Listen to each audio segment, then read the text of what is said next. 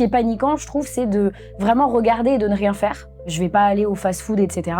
Mais voilà, ma mère qui fait le poulet fermier du dimanche parce qu'elle va le chercher au marché. Tu vois, t'as une autre approche aussi que aller prendre ton burger chez KFC, quoi. Il n'y a pas d'économie sans transition, il n'y a pas de transition sans économie. Ouais. Il n'y a pas de transition sans rémunération.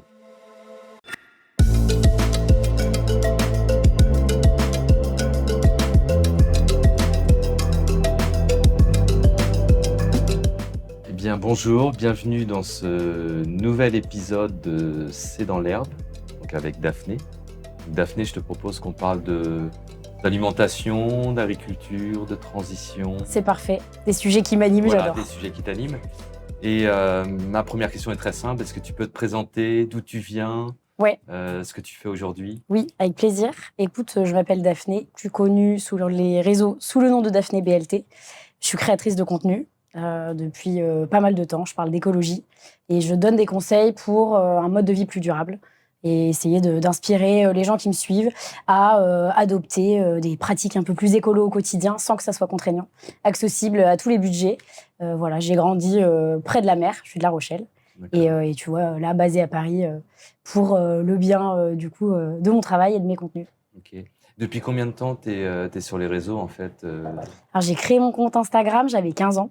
Ah En oui. réalité, ouais, je parlais pas du tout d'écologie à la base. D'accord. Ça n'avait rien à voir. Ok. Et puis, j'ai recentré au fur et à mesure sur l'écologie il y a vraiment 2 ans. Mhm. Et je me suis mis à poster aussi régulièrement sur YouTube il y a 4 ans. Et tu vois, ça s'est bien développé. Là, du coup, le mois dernier, je viens de passer la barre des 100 000 sur Instagram et Ouais, des j'ai vu 50 ça. 000 sur YouTube. Donc, D'accord. c'est bien, ça avance. C'est génial. Ouais, c'est top. Déjà, pourquoi tu as eu envie d'aller sur les réseaux et après on va dire le passage à tes convictions Ouais. plus environnementales, on va dire? Mais en fait, c'est assez étonnant comme question parce que j'ai pas du tout grandi dans une famille particulièrement écolo. Ça s'est vraiment construit au fur et à mesure. Au début, c'était des petits gestes simples, tu vois, d'éteindre la lumière derrière ma mère dans la salle de bain, de fermer l'eau du robinet, etc. Et puis en fait, au fur et à mesure, bon, déjà, j'ai toujours eu cette fibre d'avoir envie de partager. Je pense que j'ai grandi avec les réseaux, tu vois, je me suis vraiment développée en même temps que les réseaux ont avancé au fur et à mesure. Tu vois, il y a eu le début des stories où je commençais à être sur Instagram, etc. Donc, en fait, j'ai vraiment grandi avec l'essor des réseaux sociaux. Et il y a toujours eu cette envie de partager. Et finalement, il y a 2 ans, je me suis rendu compte que j'avais peut-être un truc à jouer sur l'aspect écologique parce que je commençais à inspirer des gens autour de moi, mes proches. Et je me suis dit, OK, bah, ça peut être cool de justement recentrer tous mes contenus sur ça. Et j'ai sans doute une valeur ajoutée sur cette thématique-là. Parce qu'il y avait beaucoup de monde en lifestyle sur les réseaux sociaux qui donnent des conseils, qui partagent leur vie, etc. Mais moi, sur l'écologie, je trouvais pas forcément ce qui me correspondait. À savoir que j'ai un discours qui est assez chill par rapport à d'autres, tu vois, où j'essaye vraiment de donner des conseils pour inspirer. Mais j'ai pas la prétention d'être parfaite sur beaucoup de sujets. Tu vois, j'ai réduit considérablement ma consommation de viande, mais ça m'arrive d'en manger de temps en temps. Voilà, j'essaye de réduire au max l'avion, mais je suis encore dans cette réflexion de... j'ai quand même hyper envie de voyager aussi, malgré l'impact que je connais de l'avion. J'achète un max en seconde main, mais est-ce que du coup, j'achète pas plus que ce dont j'ai besoin? Enfin, tu vois, je suis encore dans cette quête un petit peu de bien consommer.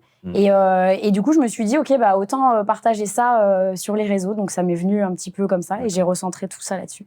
Pendant, je dirais, ton démarrage sur les réseaux, Ouais. tu étais dans le monde de l'entreprise, si j'ai Oui. bien compris. Ouais. Justement, comment s'est fait la bascule? Je crois que c'est assez récent. D'ailleurs. Oui, c'est ça. Bah là, ça fait 3 semaines, tu vois. À l'heure à laquelle on filme ça, ça fait 3 semaines. Et effectivement, c'était compliqué de jongler entre les deux.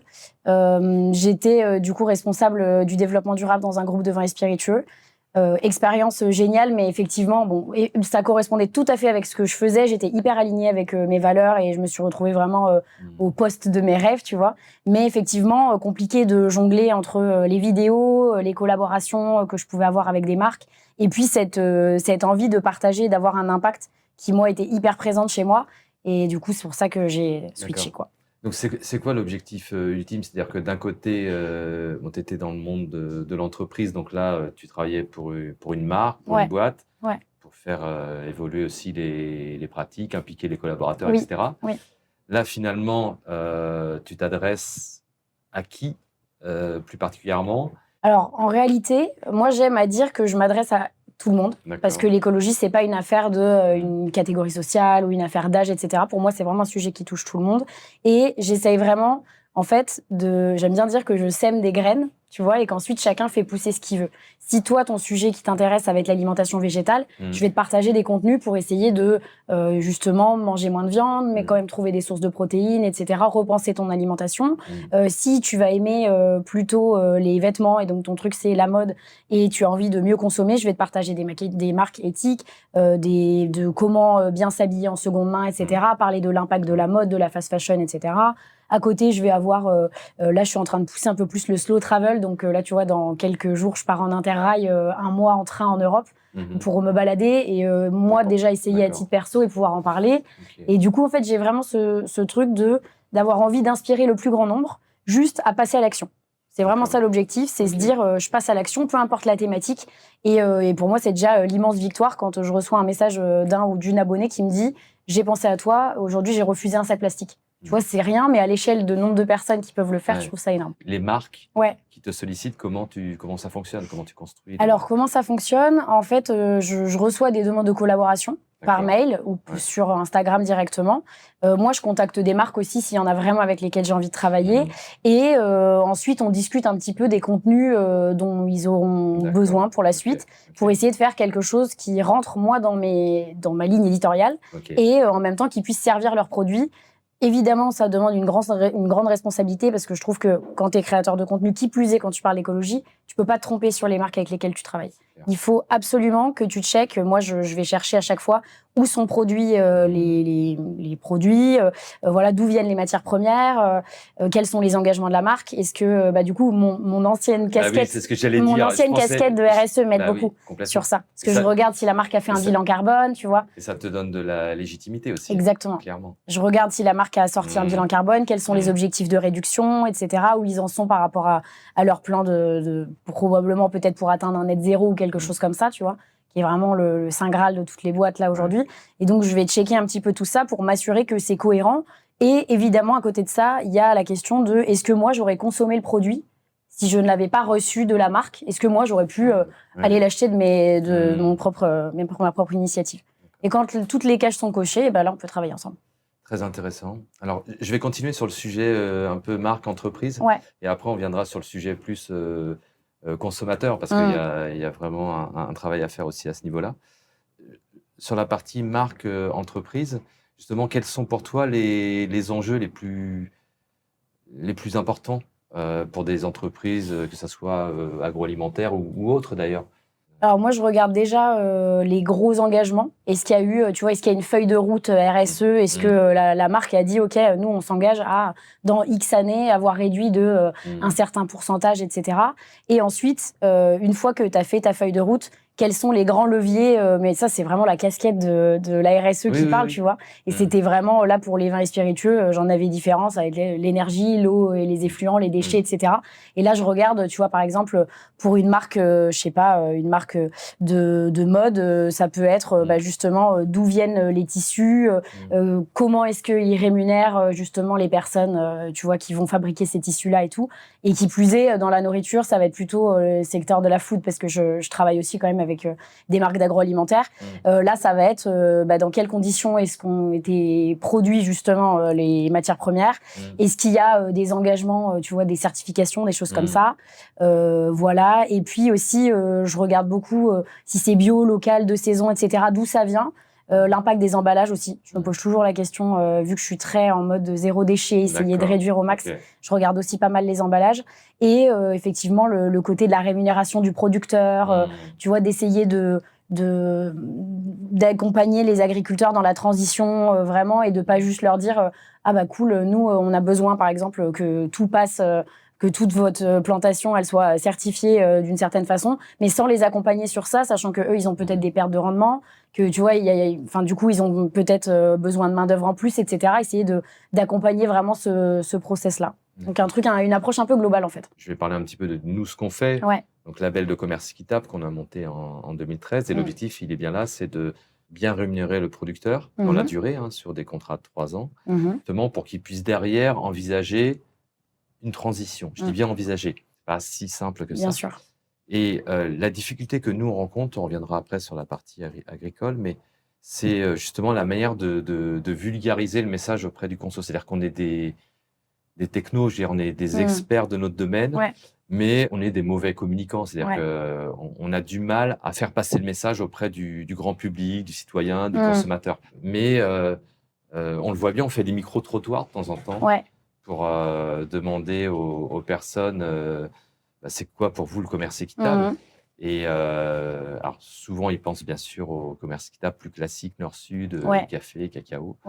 Mais ils ne savent même pas ce que c'est en fait. Ils ont du mal. Donc, comment on pourrait, je dirais, quels seraient tes conseils pour mieux appréhender le grand public Moi, je pense qu'il y a un truc clé à jouer déjà sur les réseaux sociaux. Ça, c'est indéniable. D'avoir ce côté, en fait, où tu vulgarises. Il ne faut pas non plus aller à l'extrême parce qu'après, tu te retrouves avec des gens qui vont se trouver infantilisés. Enfin, voilà. Mais moi, ce que j'aime bien faire quand j'essaye de parler de certains sujets, c'est m'appuyer sur des chiffres. Tu vois, démarrer une vidéo où tu donnes, par exemple, un chiffre clé en disant « vous devinerez jamais que telle chose, machin, est-ce que tu savais que telle chose ?» avec un pourcentage ou un chiffre clé, tout de suite, ça impacte. Et tu te dis « ah oui, ok, là, du coup, on en vient au fait ». Et tu as la personne qui va vraiment retenir l'info et tu rentres tout de suite dans le vif du sujet. Donc ça, c'est vraiment un truc, je pense qu'en plus, vous avez probablement plein d'études scientifiques, plein de données, etc. Tu vois. Oui, tout à fait, mais c'est bien de l'entendre, en effet. L'aspect avec un chiffre, tu vois, là, je pense, en termes des agriculteurs, est-ce que vous saviez qu'il y a X pourcentage d'agriculteurs qui partent à la retraite chaque année, que voilà, les terres se perdent, etc. Il faut les faire perdurer. Donc pour ça, il faut soutenir le modèle agricole, engager la transition, etc. Et justement, accompagner les agriculteurs sur tout ce long trajet. Tu as ça. Après, effectivement, le côté commerce équitable, comme tu dis, je pense que il a la peau dure de l'aspect nord-sud. Enfin, tu vois, moi, la première, commerce équitable, tu te dis le café, quoi. Vraiment, le café, c'est ça que tu perçois. Donc, un peu réexpliquer justement ce côté-là. Je pense que les micro-trottoirs, sur ça, c'est pas mal, parce que ça permet un peu de casser le cliché, tu vois, d'aller à la rencontre des gens, et une fois que tu as fait le constat de, ok, bah, en fait, concrètement, les gens n'arrivent pas à comprendre, etc. Ou ne savent pas, en fait, juste parce que tu as un peu la vieille image du truc. Essayer peut-être aussi d'avoir un discours, tu vois, avec des exemples où tu vas peut-être pouvoir comparer différents produits en disant, bah, en fait, quelle est la différence entre ces deux produits. Et en réalité, toi, quand tu les regardes, tu vois pas la différence. Tu vas avoir, par exemple, je sais pas, 2 sachets de pommes de terre. Oui, mais t'en as un. Voilà ce qui se cache derrière. Donc, du coup, tu vas aller chercher, justement, remonter la chaîne. Là où, à gauche, bah, ça va être un producteur plutôt lambda, qui est peut-être rémunéré, un peu au lance-pierre, tu vois, on sait pas trop ce qui se cache derrière. Ok, bah là, agri-éthique, justement, tu vas chercher une vraie chaîne de valeur, parce que c'est ça que j'ai compris. J'ai regardé. Je me suis un peu renseignée, tu vois, avant de venir. Et j'ai regardé un peu ce qu'il y avait sur le site par rapport à la filière du blé, farine et pain, etc. Et donc comprendre qu'en fait, ça touche tout le monde, du consommateur en partant par l'agriculteur, quoi. Et ça remonte toute la chaîne de valeur. Donc ça, c'est un aspect, je pense, qui est hyper important à mettre en avant. Parce que c'est un truc que t'as pas forcément, toi, tu vas acheter ton sachet de pommes de terre, tu vois, tu te poses pas la question de savoir ce qui se cache derrière, quoi. C'est vrai que dans le contexte actuel, il y a un contexte quand même assez angoissant. Avec ce qui se passe aux États-Unis, tu as vu que toutes ces convictions sont remis en cause un petit peu. Alors, remis en cause, pas à notre niveau, parce que si on est là, on en discute, c'est qu'on est convaincu. Mais on revient à des visions très, très, très court terme. On oublie un certain nombre de piliers du développement durable.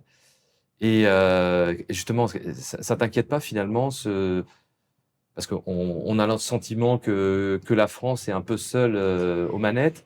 Même là, je lisais encore quelque chose ce matin sur une réglementation qui va sortir en Europe, où il y a la volonté justement de diminuer le nombre d'exigences environnementales. Alors, je dis pas que c'est bien ou c'est pas bien, mais en tout cas, je dirais l'atmosphère, l'ambiance, c'est de dire, entre guillemets, mettons l'environnement de côté, revenons à des choses très court terme, très business. Et ça te fait pas peur justement, parce que finalement, toi, tu défends tout l'inverse. Ouais, ça me fait pas particulièrement peur. Et c'est un truc, en fait, j'ai beaucoup d'abonnés tous les jours qui me disent, mais en fait, je me sens éco-anxieux par rapport à tout ce qui se passe, etc. Pourquoi toi, t'as pas l'air... tu dors la nuit quand tu vois tout ce qui se passe, etc. Et en fait, j'ai beaucoup ce truc comme je sais que je suis dans l'action, et moi je suis dans le vrai et je suis alignée par rapport à ce que je fais, je me pose pas vraiment la question de me dire alors oui c'est vrai, tu vois, j'ai pas la force d'un pays à mon échelle, etc. Mais je sais déjà que je suis dans le vrai par rapport à ce que je fais, par rapport à ma consommation, que je tends au mieux, etc. Je le partage sur Internet, donc je sais que ça a un impact, je le vois à l'échelle des gens qui me suivent. Tu vois, t'as des gens qui vont m'écrire en me disant là par exemple le sujet brûlant en ce moment c'est les PFAS, tu vois, avec justement tous ces polluants éternels dans les poêles, etc. Donc on va me dire est-ce que t'as des marques à conseiller, etc.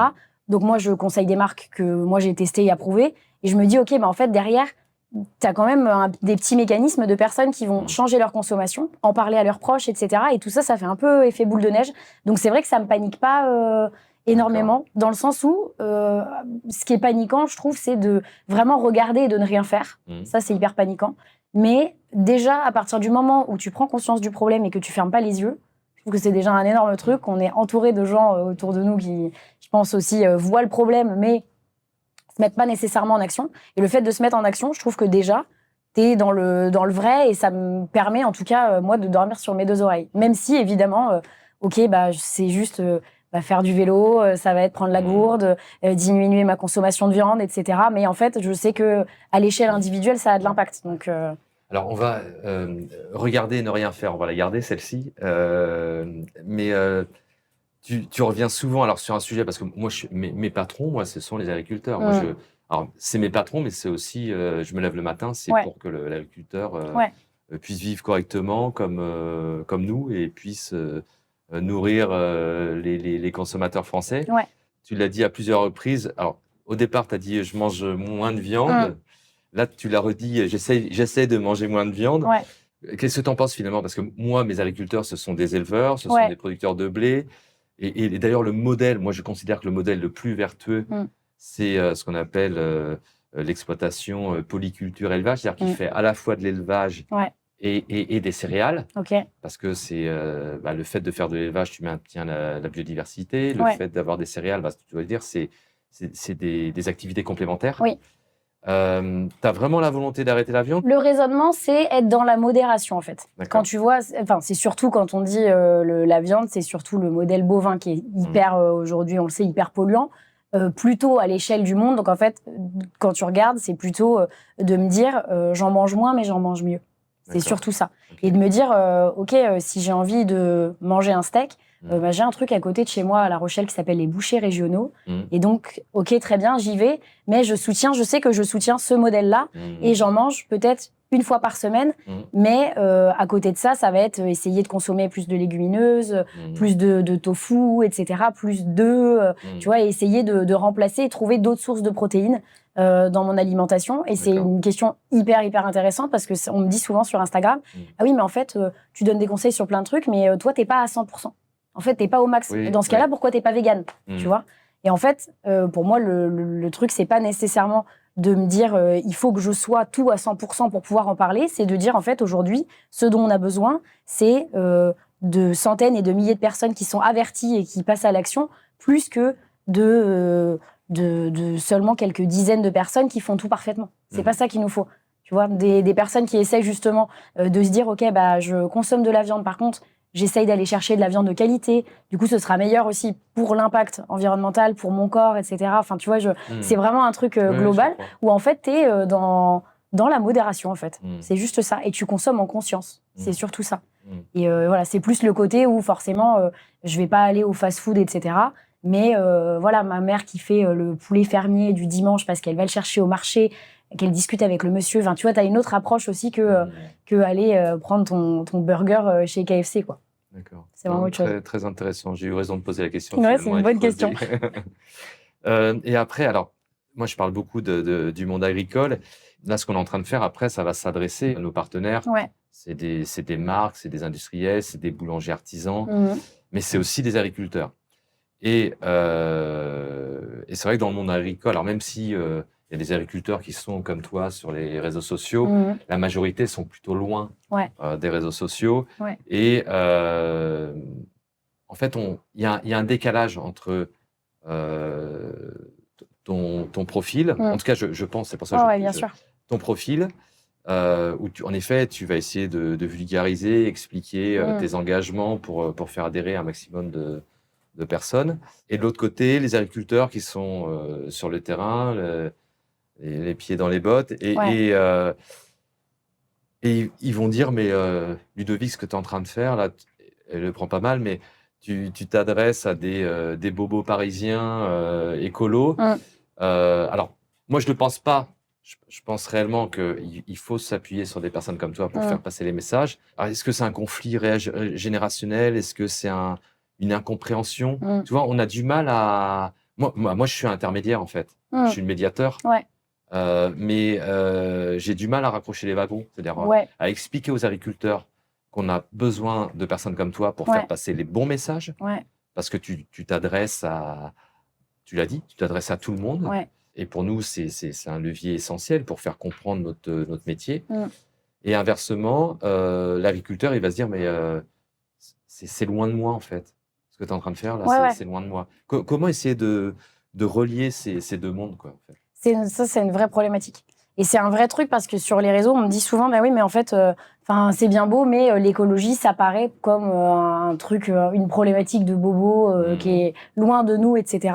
Et pour autant, moi, je pense que c'est pas indissociable, tu vois. C'est pas parce que t'habites à Paris et que justement, t'essayes de mieux consommer, et que du coup, tu vas dans des magasins anti-gaspi, des magasins bio, de vrac, etc. Que, justement, ça veut dire aussi que tu te soucies. Alors, il y a le côté, en ce moment, l'aspect tendance qui est relié au truc de manger sain, etc. Mais est-ce que c'est pas la meilleure des tendances, tu vois, là, justement, de se poser la question de l'impact de ce qu'on consomme, d'où ça vient, etc.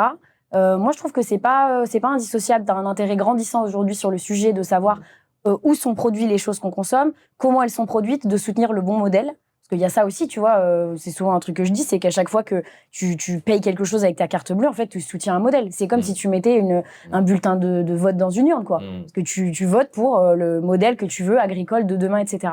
Et effectivement, oui, on est loin dans la chaîne, tu vois. J'ai des gens qui me disent sur Instagram, bah oui, mais moi, je vais directement chez mon producteur chercher, etc. Mais voilà, mes fruits, mes légumes, ma viande, je vais direct. Voilà, ils ont un contact tout de suite et ça, je trouve ça trop cool. Effectivement, quand tu habites en ville, bah, tu as moins ce contact-là. Mais en réalité, je pense que le travail des créateurs de contenu, et qui plus est quand tu parles d'écologie et que tu parles sur les réseaux sociaux, etc., tu as quand même un rôle à jouer, tu vois, pour faire prendre conscience de la chaîne de valeur qui existe entre ton produit et toutes les personnes qui ont justement travaillé pour faire en sorte que tu aies ça dans tes mains et que tu puisses te nourrir avec, quoi. Donc effectivement, ça paraît loin, mais comme tu dis, je pense que ça devrait plus être un truc complémentaire, parce qu'au final, tu as toutes les personnes qui vont travailler la terre, etc., et qui, eux, vont porter le message de la terre, et nous, derrière, on est juste des relais d'opinion, tu vois, pour arriver à propager le bon message. Je pense pas que ce soit indissociable, mais c'est vrai que ça paraît loin. Non, c'est très bien, c'est très très bien. Bah, ça paraît loin et à la fois, tu as donné justement ton rôle dans cette chaîne, parce que finalement, tu fais partie de cette chaîne, pour essayer de faire comprendre ce qui se passe. C'est ça. Et t'as dit de choisir le bon modèle. Voilà. Donc, c'est ça. Tout à fait. En fait, on est chacun à un bout de la chaîne, tu vois. Juste, tu vas avoir les agriculteurs et les producteurs à un bout. Et moi, bon, j'ai la casquette consommatrice aussi. Mais avant ça, la casquette d'essayer de propager un bon message et justement ouvrir les yeux peut-être sur certaines thématiques, quoi. D'accord. Et alors, je vais venir sur un sujet plus technique, mais ça reste toujours ma volonté, comme toi, d'éclairer le consommateur pour qu'il fasse le bon choix. Donc toi, tu agis à ton niveau. Certaines marques, tu le disais tout à l'heure, tu choisis les marques avec lesquelles tu travailles, tu grattes pour savoir ce qu'elles font. Mais alors on vient toujours au même sujet, mais entre les deux, il y a un maillon qui s'appelle le distributeur. Alors quand je dis distributeur, c'est pas forcément la grande surface. Ça peut être aussi l'épicier du coin qui est dans un réseau de franchise. Ça peut être le boulanger. Voilà, c'est les points de vente en fait. Le point de vente. Comment justement on pourrait agir, parce que tu peux orienter je dirais le choix du consommateur à travers de tes vidéos, tes posts, etc. Maintenant, s'il n'a pas, lui, une offre, alors c'est peut-être un peu trop technique, mais une offre qualifiée en face, tu vas se dire, son choix va être biaisé.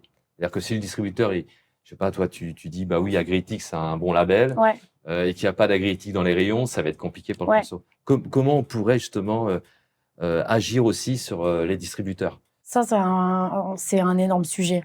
C'est un gros sujet parce qu'en fait, du coup, toi, ça veut dire que tu es censé étendre au maximum toute ton offre. Et qui te dit qu'une fois le consommateur dans le rayon, est-ce que vraiment il va faire le bon choix, tu vois, en termes de...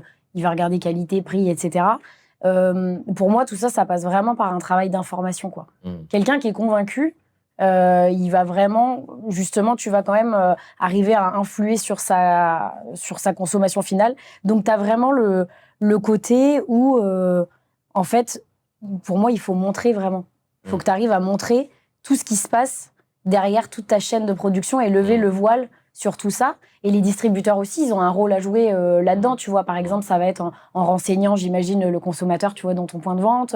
Peut-être en ayant de l'affichage qui explique ce que c'est, etc.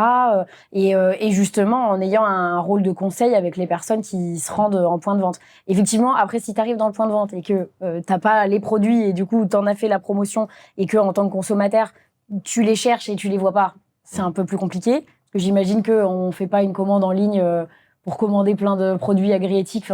On peut peut-être dans certains magasins, probablement. Okay. Mais autrement, non. Tu vas à la boulangerie, tu vas dans la grande surface, tu vas dans ton magasin bio du coin, et là, tu vas retrouver des produits agri-éthiques. Mais ce que je veux dire, c'est que la mise en avant dans les rayons influence beaucoup aussi l'acte d'achat. Et ce que je voulais dire, en fait, c'est ça, c'est que toi, tu as ton rôle. L'agriculteur, lui, il essaye de faire au mieux son métier pour valoriser ses produits et faire attention à l'environnement. Mais, et certaines marques privilégient ça. Mais par contre, si le distributeur, tu vas se dire, il n'incite pas à l'achat, parce qu'il a cette capacité à inciter à l'achat. Et en fait, c'est comment arriver à faire basculer les distributeurs. C'est ça la question, en fait, je pose. Elle n'est pas simple, hein, je dis pas, j'ai pas de réponse, mais au travers de ton... En fait, c'est plutôt au travers de ton influence, parce que ton influence, aujourd'hui, elle est quand même sur le conso. Plus tu vas avoir d'abonnés, plus tu vas avoir d'influence. Donc, tu deviens un levier, peut-être, je sais pas, pour peut-être agir sur ces distributeurs demain. Ouais, c'est clair. Moi, je pense que déjà, faut en tant que consommateur, faut une vision claire sur où est-ce que tu peux trouver les produits agri-éthiques. Ça, c'est la première question. Est-ce qu'on se rend sur un site internet et tu vois, et t'as directement, tu tapes ta ville et hop, tu auras les points, la carte avec les points autour de toi. Enfin, savoir où est-ce que je peux aller chercher facilement si je veux des produits qui vont soutenir ce modèle-là. Après, effectivement, ton distributeur, faut qu'il soit un petit peu au fait, tu vois, de ce qui se cache derrière. Et si on te pose une question, j'hésite entre tel et tel produit qui puisse lui dire ok, voilà, ce qui se cache derrière ces deux produits. Comme ça, vous êtes libre après de choisir le modèle qui vous convient. Et puis que ça soit visible aussi, je pense, en magasin et sur le packaging, tu vois. La certification, du coup, le logo, je sais pas quelle place il prend par rapport à un produit. Il est présent en facing de pack, systématiquement, c'est une obligation. Maintenant, en effet, là où tu as raison, c'est que justement, c'était une de mes questions, il y a peut-être trop de labels, justement, trop de... C'est un vrai truc, ça. C'est un vrai truc, parce qu'aujourd'hui, tu as des logos, moi, tu as des gens qui m'écrivent en me disant, mais on ne sait plus quoi faire. On ne sait plus vers quoi s'orienter, parce que, en fait, tu vois des logos avec écrit France, tu as des couleurs de la France, tu vois des logos avec une petite fleur, tu vois les logos avec un papillon, tu vois les logos avec une abeille. Donc, en fait, tu as le truc de se dire, en fait, concrètement, qu'est-ce qui se cache vraiment derrière tout ça, quoi. Donc, avoir ton logo un peu représentatif, il est pas mal fait en plus, le logo d'Agri-Éthique, là, donc c'est quand même assez clair, tu vois, t'as les logos français, etc., enfin les couleurs et tout.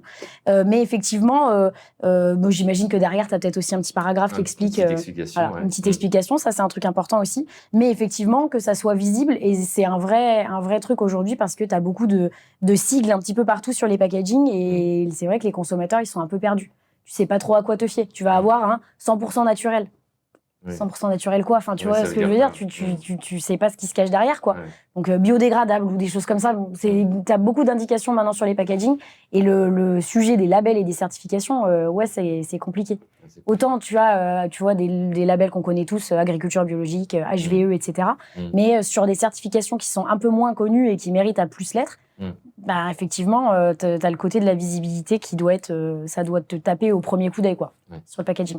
Et tu te balades avec une gourde de la Cavac. Tu connais la Cavac ?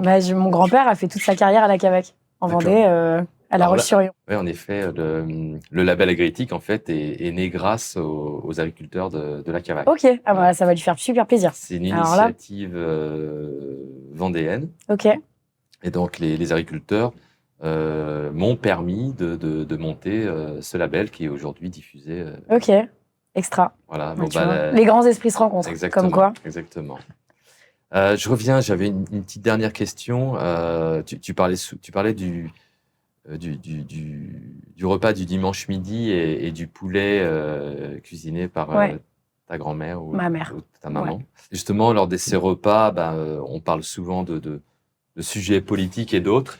Et c'est vrai que l'agriculture, je trouve que c'est un sujet qui revient souvent sur la table et tout le monde a un avis. Et souvent des personnes qui ne sont pas forcément du tout issues du milieu agricole. Qu'est-ce que tu en penses? Alors moi, ça m'agace de temps en temps d'entendre des fausses rumeurs ou des fausses idées sur l'agriculture. Comment tu perçois ça, justement? Alors, en tant que personne qui ne met pas énormément les pieds dans les champs, moi, j'ai plus mis les pieds dans les vignes, tu vois, depuis que je suis toute petite. Comme je suis née à Cognac, en plus, mais du coup, de mon ancien job dans les vins et spiritueux, j'ai quand même plus mis les pieds dans les vignes que vraiment dans les champs. Mais effectivement, t'as un vrai sujet autour de ça, parce que t'as toujours l'impression que tout le monde a tout vu, tout compris, sait ce qu'il faut faire, etc. Et en fait, personne se rend compte de la réalité terrain. Qui est justement, enfin tu vois, je pense à des agriculteurs qui vont être en transition. Personne n'a conscience en fait que c'est du temps, c'est énormément d'argent, que un sol qui doit, tu vois, être exempt de je sais pas, d'intrants, etc., de produits chimiques, etc. C'est quand même un processus long terme, que ça va te demander potentiellement plus de main d'œuvre, etc. Donc en fait, en réalité, on a tous l'impression que oui, ce serait bien, il faut que toutes les plantations, que tout soit certifié, que tout passe en agriculture, tu vois, durable, etc., raisonnée, etc. Mais en fait, tout ça, c'est des processus, ça prend du temps, quoi. Ce que tu es en train de dire, c'est le message que les agriculteurs veulent tous entendre. Je veux dire, ah ouais, ok. Que c'est un processus long, que c'est un processus compliqué, bien sûr, que ça demande de l'argent. Et t'as pas conscience de ça quand t'achètes un produit avec un label ou une certification. Ah bah oui, mais il est plus cher. Ah oui, il est plus cher. Mais qu'est-ce qui se cache derrière? Est-ce que c'est une rémunération juste du producteur, des sols plus fertiles qui vont durer plus longtemps dans le temps pour pouvoir produire encore et nourrir la population? Parce que tu vois, on mange tous 3 fois par jour, quoi. À un moment, il faut garder aussi les pieds sur terre. Souvent, j'ai des gens qui me disent oui, mais quand je veux consommer mieux, parfois ça coûte plus cher et machin. Bah ouais, mais en fait, est-ce qu'on n'a pas envie que les personnes qui nous nourrissent, justement, elles puissent vivre correctement, qu'elles puissent avoir accès, eux aussi, en fait, à essayer d'avoir une vie de famille correcte, essayer d'avoir un revenu stable, etc. Et se lever chaque matin en se disant, ok, je fais un métier que j'aime, durable pour les générations à venir, c'est hyper important, quoi. Tu vois? Non, mais c'est vrai, ça te paraît tout à fait simple, mais c'est que tu le dises, je trouve que le message passe encore mieux. Et c'est pas compris par tout le monde. Non, c'est pas compris par tout le monde. Pas forcément que les citoyens lambda, les politiques aussi ne comprennent pas forcément ce message-là. C'est clair. Mais c'est pas compris par tout le monde aussi parce que, tu vois, on est aujourd'hui là dans une société où en fait tout va vite, tu veux quelque chose, tu peux avoir tout de suite et qui vient de l'autre bout du monde, etc. Donc t'as pas cette conscience aussi du temps long et du temps que les choses prennent justement dans un processus de transition. Et c'est un truc que je partage souvent sur les réseaux où en fait on me dit, bah oui, mais tu dis que t'es en transition écologique, mais ça fait des années. Et ça s'arrêtera jamais. Je vais jamais être au point où je ne pollue plus. Tu vois, en tant que personne, déjà, à partir du moment où tu existes, tu pollues. Exactement. Voilà. Et du coup, j'atteindrai jamais ce point où, alors je vais essayer, tu vois, je mange de moins en moins de viande, je diversifie au maximum mes sources de protéines, l'avion, ça passe aussi par mes fournisseurs d'énergie, le reconditionné de mon téléphone, enfin, tu vois, vraiment toute ma vie au global. Mais en réalité, je serai jamais au bout. Que c'est un processus d'une vie, en fait. Donc, t'es jamais au bout. Et je pense que c'est un peu ça aussi, le modèle agricole. C'est, en fait, là, essayer, de rentrer dans quelque chose de plus vertueux, mais tu peux toujours faire mieux. Tu peux toujours faire mieux. Et en réalité, c'est juste accompagner cette transition. Enfin, tu vois, c'est vraiment le but de mes réseaux, c'est accompagner cette transition et faire prendre conscience surtout des choses, quoi. Et des enjeux qui se cachent derrière et du fait qu'à l'échelle individuelle, t'as ton rôle à jouer. Et surtout en tant que consommateur, quoi. Ok. On va arriver à la fin de notre échange. De quoi tu es la plus fière finalement dans les actions que tu as pu mener dernièrement? Qu'est-ce qui t'a le plus marqué, même si c'est hors secteur agricole, parce qu'on a vraiment zoomé sur le secteur agricole. Mais je sais pas, depuis ces dernières années, ça peut être sur les réseaux. Qu'est-ce qui t'a... Moi, ce qui m'a vraiment marqué les dernières années, enfin, je parle depuis vraiment 2 ans, c'est l'engouement pour le sujet écologique. Sur les réseaux, je le vois, j'ai des gens qui viennent et qui me suivent et qui me disent mais vraiment, je suis au pied de la lettre tout ce que tu dis, etc. Donc, tu as vraiment des gens hyper convaincus et qui viennent te trouver comme source d'information. À côté de ça, j'ai des gens qui me disent je te suis comme une source d'inspiration. Moi, je fais pas grand-chose à mon échelle individuelle, ou même, quasiment, je fais rien, mais je suis pour l'inspiration. Et je me dis, en fait, ça, c'est déjà hyper bien parce que ça veut dire que c'est... alors oui, c'est peut-être quelqu'un qui n'a pas du tout un mode de vie durable, voilà, mais qui peut-être un jour va switcher parce qu'il aura vu ou entendu un truc que j'ai peut-être partagé, une alternative, enfin, tu vois. Et comme j'essaie de montrer qu'au final, c'est pas plus contraignant d'avoir un mode de vie plus durable, eh ben peut-être que, je sais pas, il va finir son téléphone, là, le téléphone ira au bout de son cycle de vie et qu'il va se dire, OK, j'en prendrai un reconditionné. Et peut-être que celui qu'il a, s'il le prend pas en reconditionné, il rachètera peut-être un téléphone neuf, mais il se dira peut-être, ah oui, mais c'est vrai, mon téléphone, je peux le recycler. Donc je vais l'envoyer à un réparateur, etc. Enfin, tu vois, ça va être des petites choses, mais en fait, c'est vraiment ce truc de semer des graines et je trouve que l'intérêt pour le sujet, il est grandissant et que c'est enfin une bonne mode. Et enfin, on ouvre les yeux sur pas mal de choses, là où tu avais l'impression avant, en fait, d'être tout seul dans ton coin et d'être un peu impuissant. Moi, je le vois avec les réseaux sociaux, c'est qu'en fait, on n'est pas du tout impuissant. Ouais. Et en fait, la somme des petits gestes individuels, ça participe grandement à l'effort collectif. Okay. Faut pas oublier que les marques, tu vois, c'est l'offre et la demande. Si les marques, elles nous vendent des produits, je sais pas, qui viennent de l'autre bout du monde, etc., c'est aussi parce qu'il y a des gens qui en achètent. Donc, essayer de repenser et se dire, OK, est-ce qu'on se recentrerait pas sur des produits de saison avec des marques engagées qui font les choses bien, etc.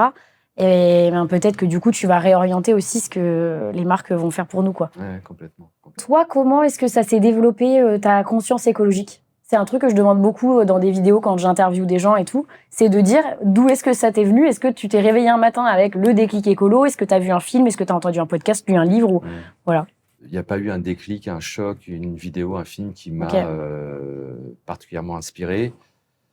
Moi, ce qui m'inspire, ce sont les agriculteurs. Alors, comme toi, peut-être, mais en tout cas, moi, je suis pas issu du milieu agricole. Hein, j'ai cet art-là, je suis pas issu du milieu agricole. Mais par contre, j'ai une autre vision sur le milieu agricole. Notamment, j'ai une vision un peu plus décalée. Et moi, je pense que alors, je vais peut-être être... Je pense que j'ai pas la même sensibilité que toi, faut être honnête, hein, sur l'écologie. Pour moi, c'est une étape indispensable pour l'agriculture. Si on veut continuer à produire en France, à avoir des agriculteurs en France, à avoir des éleveurs en France, on doit se préoccuper de l'écologie, en fait. C'est-à-dire que c'est toute l'histoire du développement durable. C'est-à-dire que pour moi, il n'y a pas d'économie sans transition, il n'y a pas de transition sans économie. Ouais. Et souvent, ce que je dis, c'est il n'y a pas de transition sans rémunération. C'est-à-dire que quand j'ai monté le label, tu as vécu ça aussi dans ton expérience passée, souvent, ce qu'on appelle les cahiers des charges, tu sais bien, on appelle ça les cahiers des charges, il n'y a pas d'autre terme, ils sont imposés par des industriels ou par des distributeurs. Ouais. Et l'agriculteur, il n'a pas forcément participé à ce cahier des charges. Donc, on lui impose la manière dont il doit produire. Et ça m'a toujours perturbé. Ouais. Ça m'a toujours perturbé. Et avec Agritic, en fait, l'objectif, c'était d'inverser le mouvement, en fait, de partir de l'agriculteur et de proposer des produits. Et je savais que si on verrouillait pas d'abord le pilier économique, c'est-à-dire que s'il n'était pas rémunéré au juste prix, on ne pouvait pas penser à l'environnement. C'est ça le problème, c'est que c'est ce que tu dis, il y a de la progressivité. Et donc pour moi, le fait d'être bien rémunéré, ça va lui permettre en effet déjà de parler d'autre chose que du prix. Bien sûr. De parler du sol, de parler des animaux, de parler de la biodiversité. Tu parlais des produits. Alors moi, je dis produits phytosanitaires, tu as dit produits chimiques. Tu parles des engrais, tu essaies de trouver des solutions différentes. Ouais. Mais pour trouver d'autres solutions, faut pas que l'économie vienne polluer l'échange, en fait. Ouais, le prix vienne. Et le problème, c'est ça qu'on a aujourd'hui. C'est pour ça qu'il y a les visions court terme, c'est que l'économie prend le pas sur le reste. Ouais. Et après, ce qui est intéressant dans l'écologie, c'est que comme les entreprises les plus engagées sont souvent celles qui sont en meilleure santé économique, je pense que c'est la même chose pour l'agriculture, pour les exploitations agricoles, pour les fermes. Les agriculteurs qui prennent soin de leurs terres vont avoir des meilleurs rendements.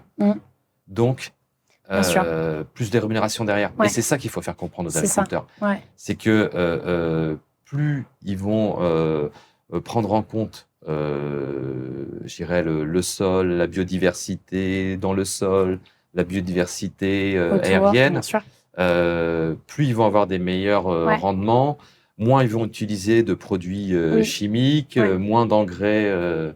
Mais le coût de la transition, c'est ça le truc. C'est le coût de la transition. Eh ben, exactement, tu as totalement raison. La problématique qu'on a, c'est qu'à un moment donné, il faut quand même amorcer la pompe.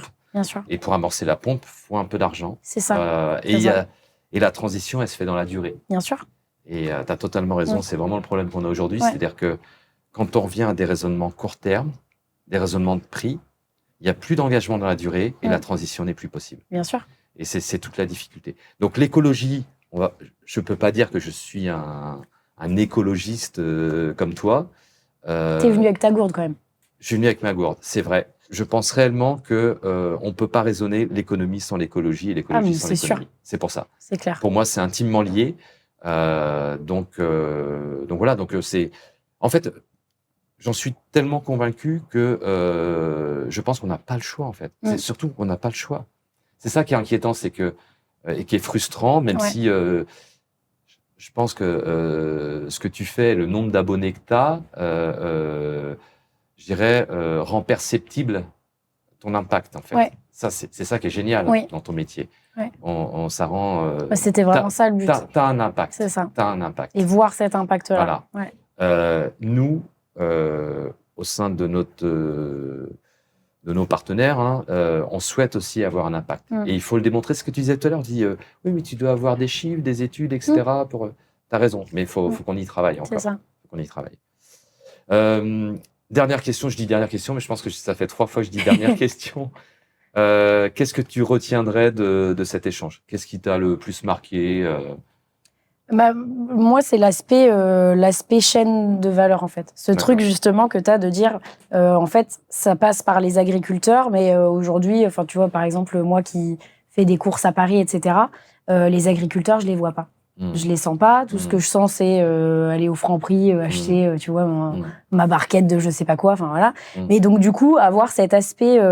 je trouve, et penser l'agriculture comme étant tout le process d'une longue chaîne des personnes qui vont planter les graines dans les champs, finalement aux personnes qui vont transformer le produit, aux personnes qui vont distribuer jusqu'au consommateur final. Je trouve que ça, en fait, c'est hyper impactant. Et c'est ça le message clé, c'est dire en fait, quand t'as pas la possibilité, alors oui, quand tu peux aller sur une exploitation et faire un truc de la main à la main, rencontrer le producteur, c'est génial. Dans la majorité des cas, ça se passe pas comme ça en tant que consommateur. Tu vas au supermarché, tu vas dans une grande surface, enfin tu vois, c'est comme ça que ça se passe aujourd'hui pour consommer notre nourriture et avoir cette connaissance-là de ce qui se cache derrière et de cette chaîne de valeur et des hommes qu'il y a, des hommes et du terroir qu'il y a, tu vois, derrière, je trouve que c'est hyper puissant. Donc sur ça, le modèle, il est trop bon. Il est génial, c'est juste qu'il faut le faire connaître et justement, il faut arriver à structurer ce truc pour que tout le monde comprenne ce que c'est le commerce équitable français, quoi. Merci beaucoup, Daphné. Merci à toi. Il y a beaucoup de messages qui sont passés et c'est vrai que tu arrives... je suis impressionné, tu arrives vraiment à vulgariser, dans le bon sens du terme, le message auprès du grand public et même des agriculteurs. Les agriculteurs qui vont nous écouter... Là, tu vas avoir des abonnés en plus. Ah bah écoute, c'est génial. Il faudra regarder s'il y a des agriculteurs qui s'abonnent mais carrément. à ton compte. Et moi, j'irai m'abonner à eux aussi pour voir ce qu'ils font. C'est très percutant, en fait, très impactant. Bah moi, j'ai passé un super moment. Donc très cool. C'est génial. Et du coup, on invite tout le monde, évidemment, à s'abonner. S'abonner à la chaîne, commenter, partager, voilà. C'est dans l'air. Abonnez-vous. Regardez-nous, commentez. Dire ce que vous en avez pensé de cet échange. Si vous avez un avis à donner sur ce qu'on a pu faire, ce dont on a pu parler, voilà. N'hésitez pas. Merci. Merci Ludovic.